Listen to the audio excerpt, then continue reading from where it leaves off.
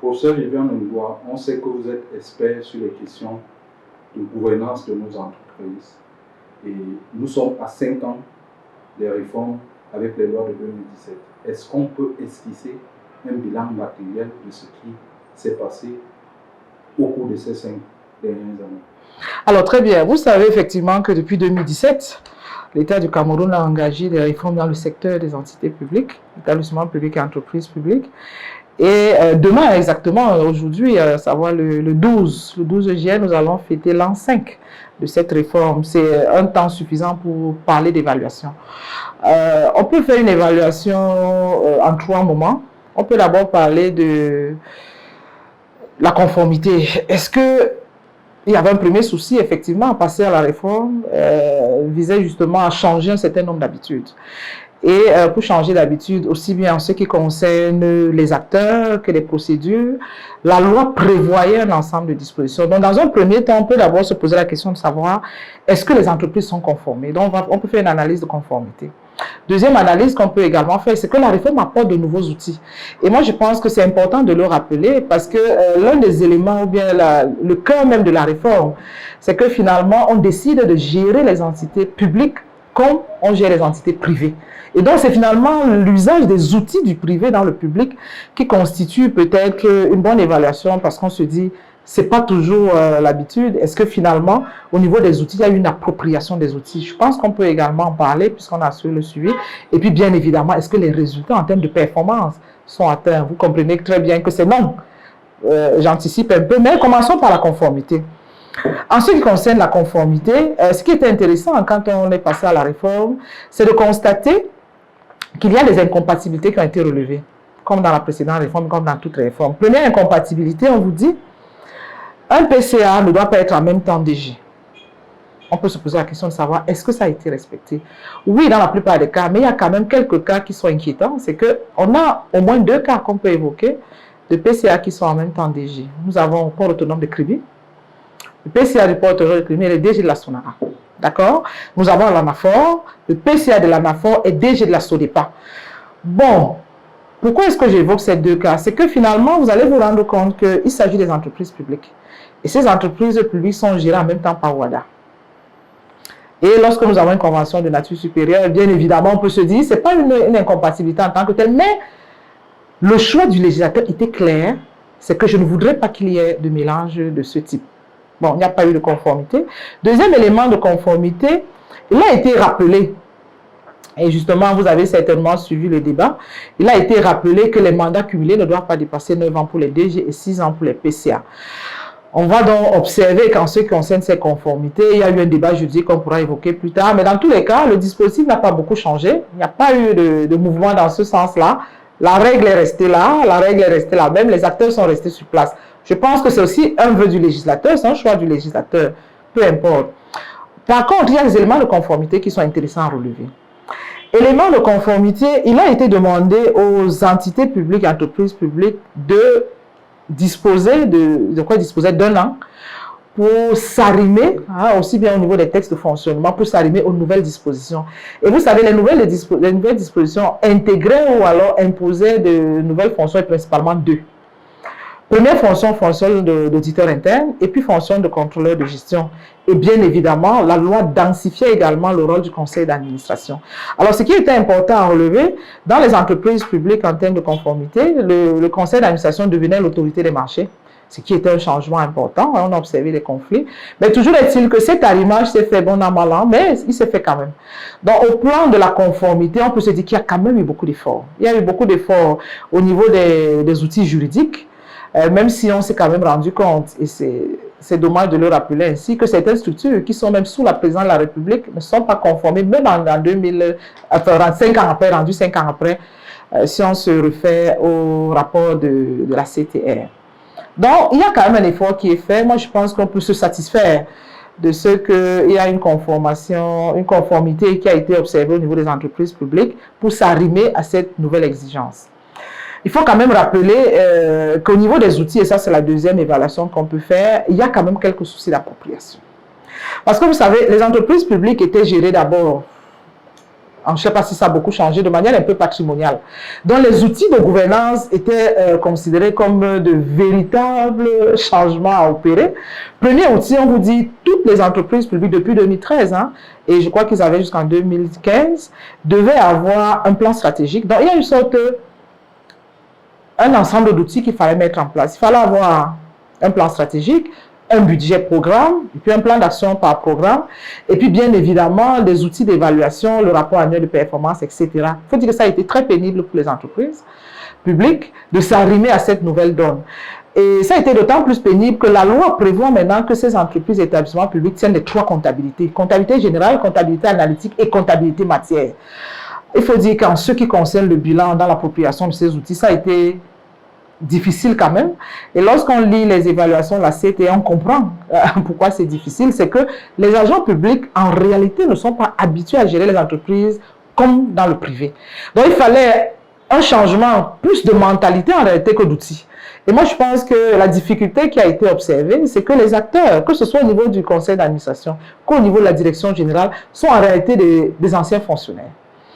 La mutation semble difficile, déjà au niveau de leur comportement, qui ne sont pas forcément business-oriented, parce qu'en réalité, c'est de ça qu'il s'agit. On demande aux agents publics qui, pendant 30 ans, ont fonctionné de manière, j'ai envie de dire, administrative, on leur demande maintenant de fonctionner de manière productive.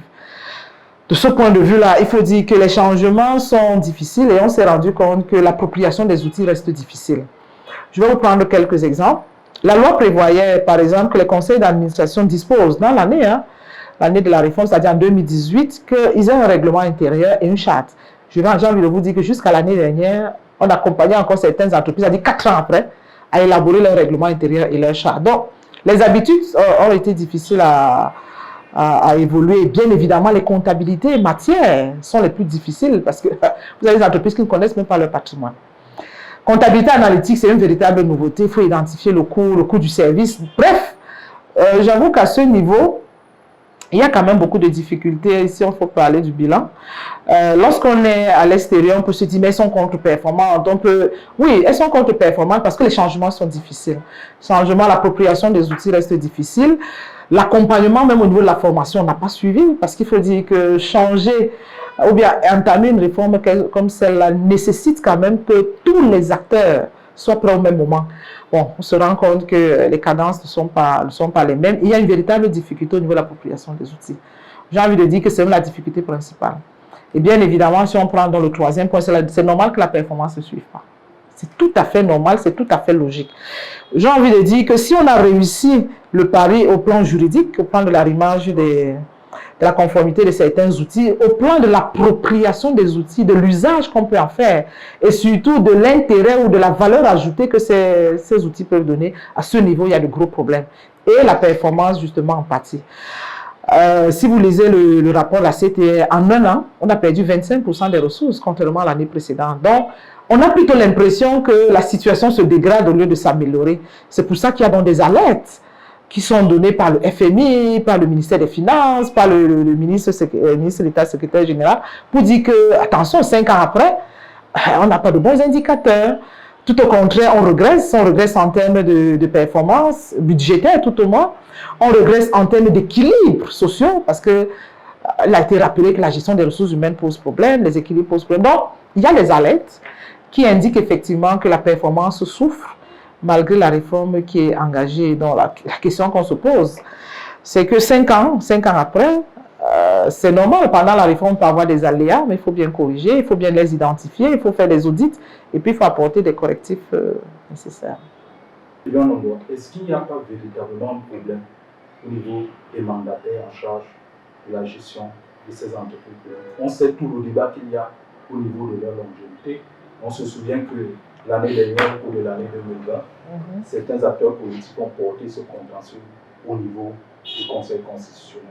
Quelle est votre position là-dessus? Est-ce que vous martelez que la loi imposait fondamentalement un mouvement à la tête de toutes ces sociétés? Très bien. Alors, nous avons suivi tous l'actualité sur les mandataires sociaux.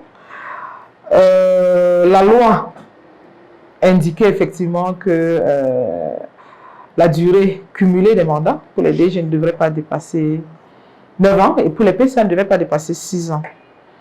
En ce qui me concerne, vous connaissez ma position sur le sujet. Lorsqu'on dit mandat cumulé, je fais l'hypothèse que cumulé veut dire additionné.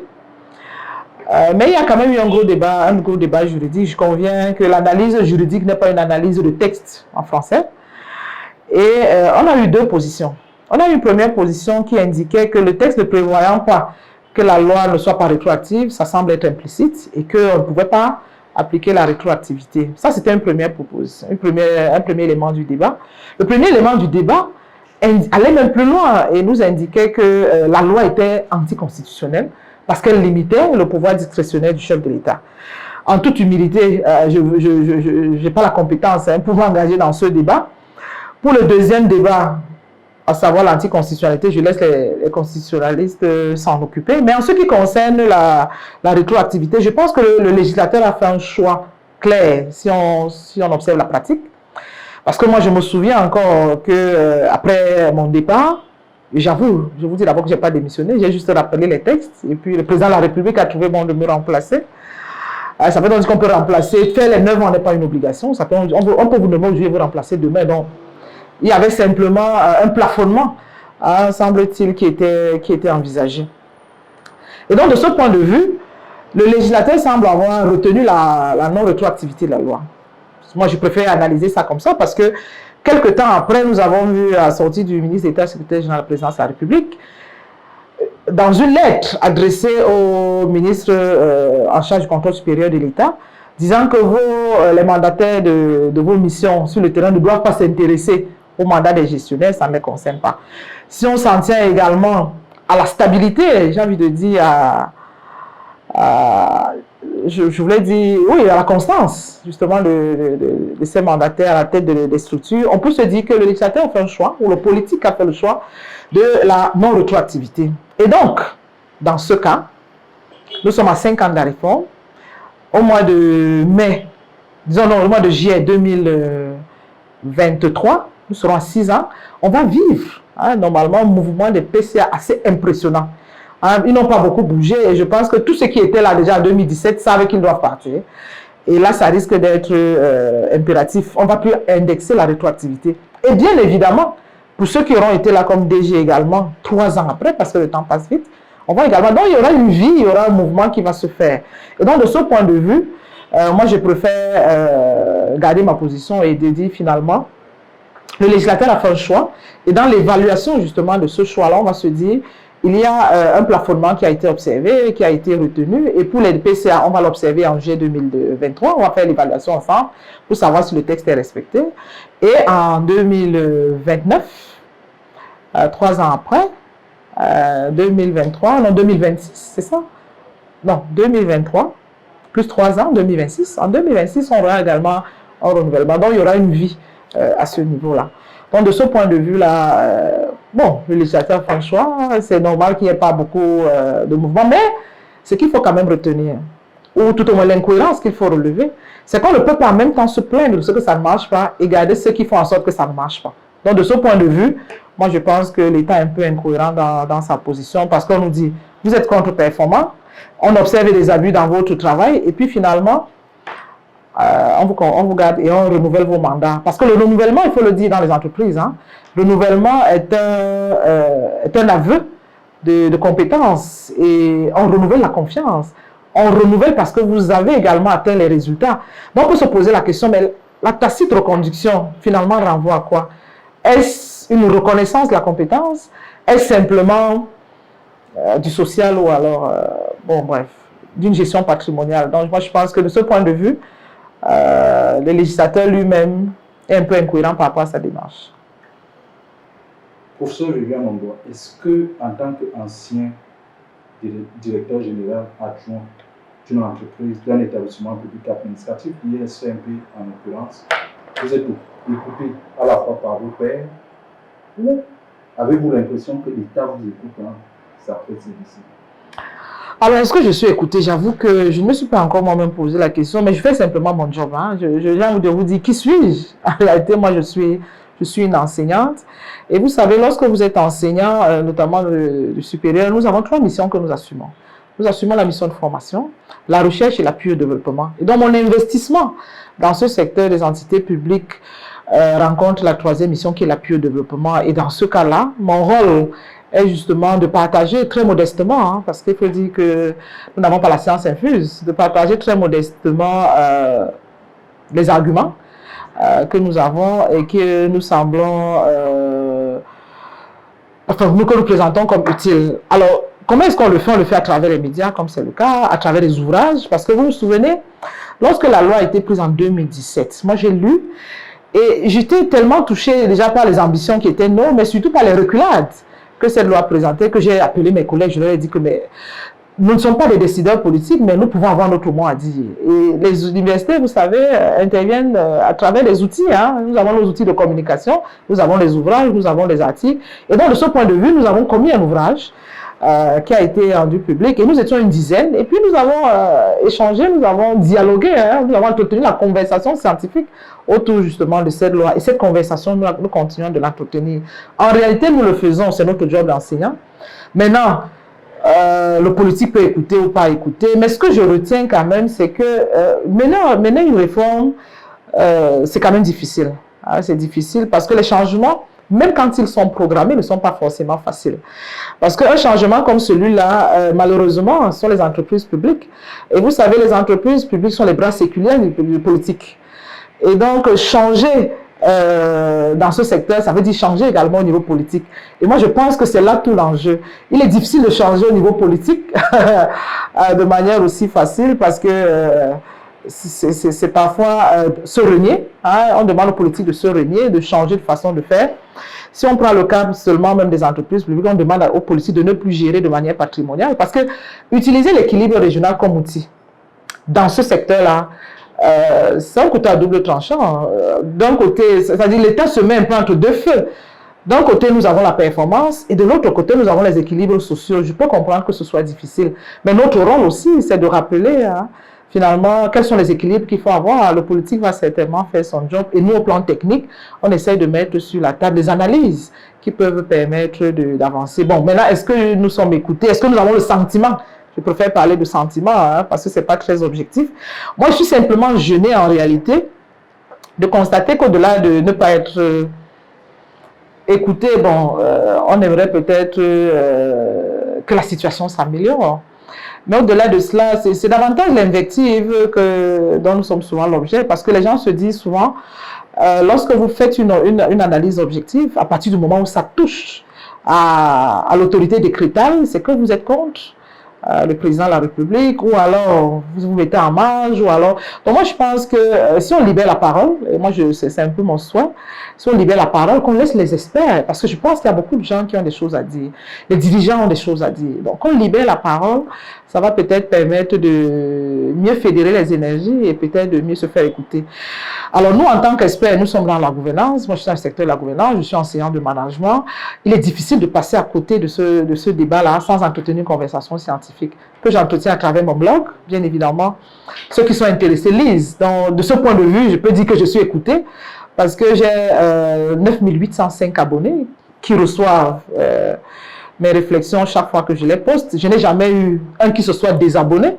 Bon, je me dis, au moins ils écoutent, bon, et puis on peut s'en féliciter. Et puis je pense également que l'opportunité qui nous est souvent donnée de faire des ouvrages, d'organiser des dédicaces et d'entretenir également les dirigeants publics autour des conférences, ce sont des opportunités qui laissent également croire que nous sommes écoutés. Et donc de ce point de vue, nous nous sentons très privilégiés, très très privilégiés. La réforme avec la loi de 2017 n'est pas encore totalement achevée, que le ministre des Finances suivait avec une circulaire. Est-ce qu'il n'y a pas là un doublon pour les mandataires sociaux? À quel sein ou bien finalement à quel texte se référer pour la performance? Alors, est-ce qu'il n'y a pas de doublon avec la circulaire du ministre des Finances qui instaure désormais des contrats de performance avec les entités publiques? Alors, ce qu'il faut dire, c'est que, vous savez, la réforme, il n'y aura pas un terme, on va dire que la réforme est achevée. Chaque fois qu'il y aura une nécessité de moderniser, on va certainement apporter des correctifs. Ce que moi j'observe, c'est que par rapport aux alertes de contre-performance, l'État essaye d'apporter une réponse.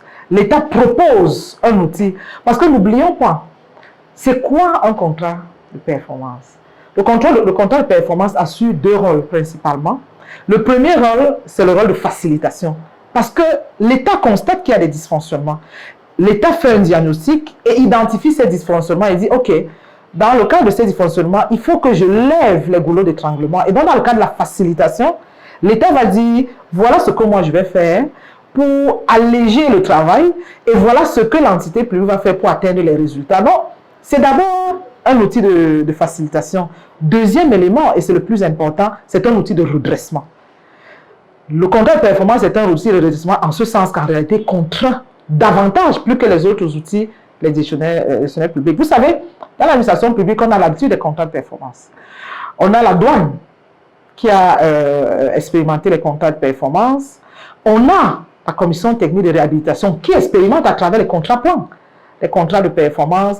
Et j'ai envie de dire, il y a des contrats également dans d'autres secteurs. Ce qui est intéressant, lorsqu'on aborde les contrats de performance dans son orientation de redressement, c'est que dans un premier temps, il faut faire un état des lieux. Il faut identifier le problème à résoudre. Si je prends le cas de la douane, le principal problème à résoudre, c'était que la douane était accusée de corruption. Et cette corruption baissait les recettes de l'État. On s'est dit, il y a deux éléments à attaquer. Premièrement, il faut réduire la corruption. Deuxièmement, cet acte doit permettre d'augmenter les recettes.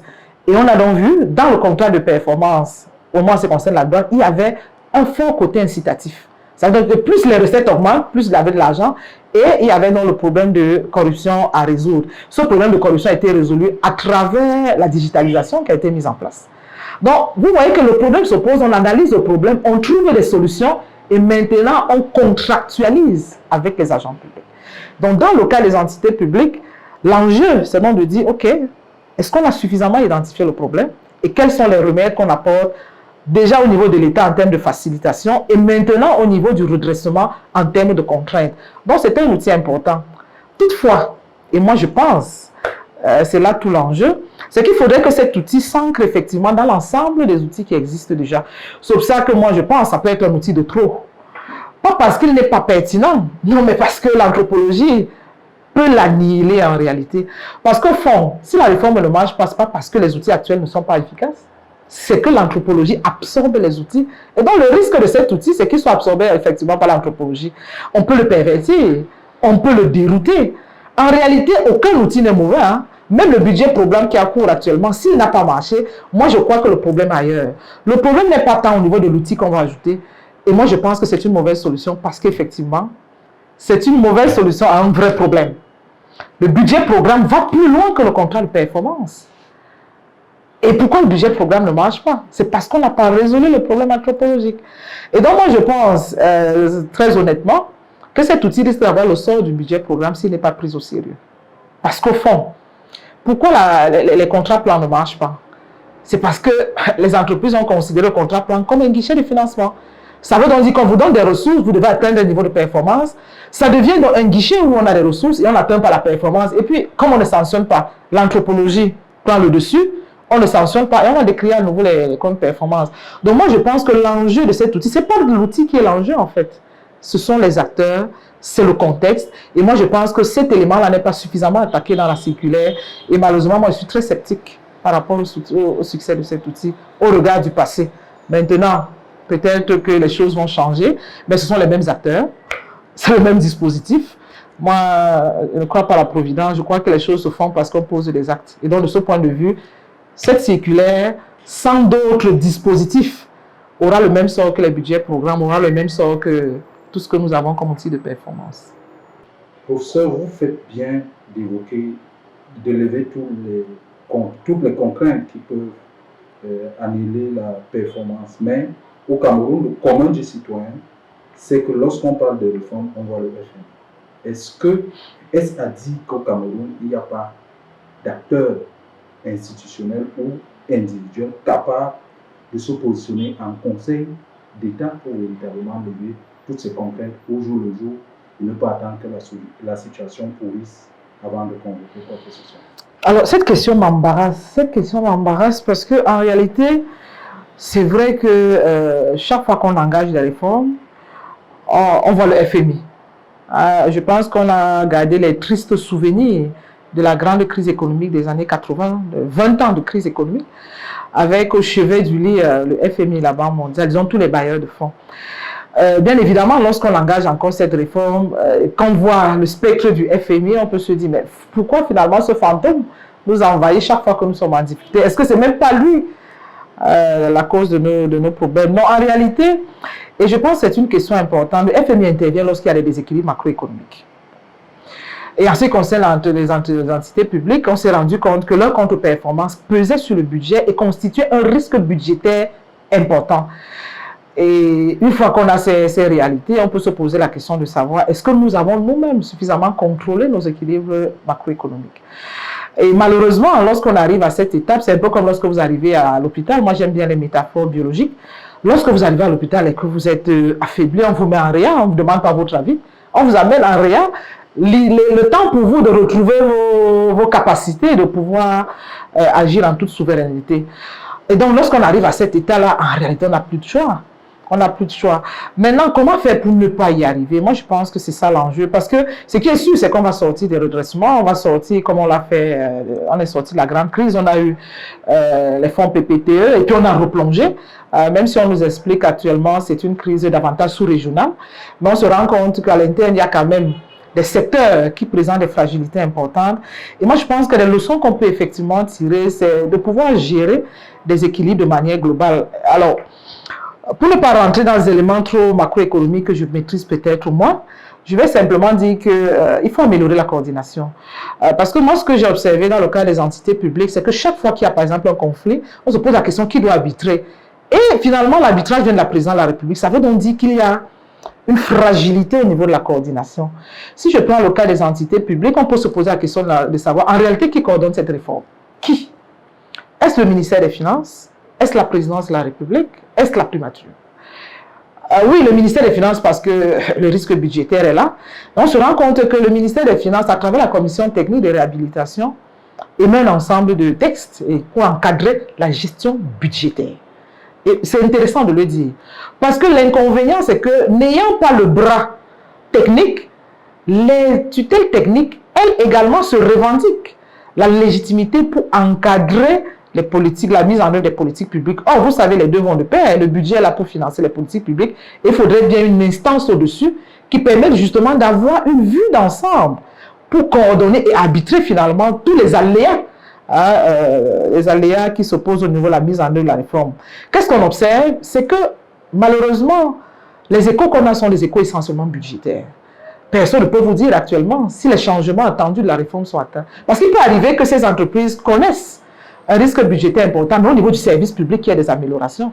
Mais personne ne s'intéresse à ce volet-là. Et ça pose un réel problème de coordination. Parce que les entités publiques, j'ai envie de vous dire, ici je prends le cas des établissements publics, en réalité reçoivent des subventions non conditionnelles. Parce qu'il faut améliorer le service public, qui n'est pas forcément un service rentable. C'est un service subventionné. Et à la limite, on ne peut pas apprécier la performance des entreprises publiques des établissements publics du point de vue budgétaire. Mais est-ce que vous avez l'impression que lorsqu'on lit même les rapports de la commission technique de réhabilitation, il y a une analyse technique du point de vue de l'amélioration de la qualité de service qui est faite pour les établissements publics? Très peu. On se contente sur le budget, c'est un peu normal, c'est le ministère des Finances. Mais il devrait y avoir une instance de coordination qui permet justement de voir les deux volets. Oui, il y a un risque budgétaire. Vous savez, le budget renvoie des informations également qu'il y a des déséquilibres techniques, mais il faudra à un moment donné allier les deux. Et moi, je pense qu'à ce stade, on a de gros problèmes de coordination. Conséquence, quand il y a des aléas, la présidence de la République est obligée d'intervenir. La présidence de la République est au-dessus des tutelles, au-dessus des finances, et se positionne un peu comme l'arbitre suprême, mais vraiment pour arriver à ça, il faudrait que ce soit quelque chose d'important. Mais là, on se rend compte que même pour des recrutements, pour des nominations, il faut remonter. Ça pose quand même un réel problème de coordination. Dans d'autres pays, qu'est-ce qui se passe? Dans d'autres pays, même la nomination des DG arbitrés au niveau du conseil de cabinet, ça veut donc dire que c'est le Premier ministre, en réalité, qui choisit les dirigeants sur la base, justement, d'un appel à candidature. Et vous imaginez qu'on saute l'étape des DG, on va jusqu'à la nomination des directeurs qui doit être autorisée par la présidence de la République. c'est qu'au plan de la gestion, il y a quand même quelque chose qui n'a pas marché. Moi, je pense que c'est la coordination qui pose problème. Et donc, de ce point de vue, si ce n'est pas réglé, en réalité, on va gérer les entreprises un peu à la petite pièce, à la petite semaine. Et puis, de manière globale, la réforme aura toujours quelques entorses.